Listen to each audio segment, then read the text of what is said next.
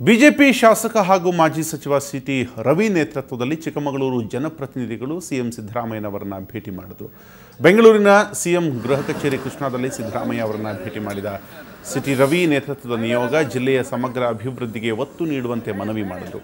ಚಿಕ್ಕಮಗಳೂರಿನಲ್ಲಿ medical college ಆರಂಭಿಸಬೇಕು, ರಸ್ತೆ ಅಭಿವೃದ್ಧಿಗೆ 25 ಕೋಟಿ ರೂಪಾಯಿ ವಿಶೇಷ ಅನುದಾನ ಮಂಜೂರು ಮಾಡಬೇಕು, ಅಲ್ಲದೆ ಕುಡಿಯುವ ನೀರಿಗೆ ಬಹುಗ್ರಾಮ ಕುಡಿಯುವ ನೀರಿನ ಯೋಜನೆ ಜಾರಿಗೊಳಿಸಬೇಕು ಅಂತ ಕೂಡ ಒತ್ತಾಯ ಮಾಡಿದ್ದಾರೆ.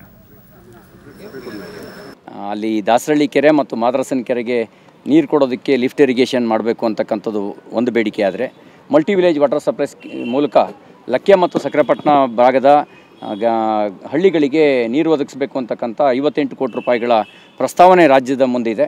ಆ ಪ್ರಸ್ತಾವನೆಗೆ ಅನುಮೋದನೆ ಕೊಡಬೇಕು ಅಂತಕ್ಕಂಥ ಒಂದು ಮನವಿ ಪತ್ರನೂ ಕೊಟ್ಟಿದ್ದೀವಿ. 2013ರಲ್ಲಿ BJP ಸರ್ಕಾರ ಇದ್ದಾಗ ಚಿಕ್ಕಮಗಳೂರಿಗೆ ಮೆಡಿಕಲ್ ಕಾಲೇಜು ಸಂಪುಟದಲ್ಲಿ ಮಂಜೂರಾತಿ ದೊರಕಿತ್ತು. ಈಗಾಗಲೇ ಆಸ್ಪತ್ರೆ ಅನುಮತಿ ಸಿಕ್ಕಿದೆ, 30 ಎಕರೆ ಜಾಗ ಅಲಾಟ್ ಮಾಡಿದ್ದೀವಿ.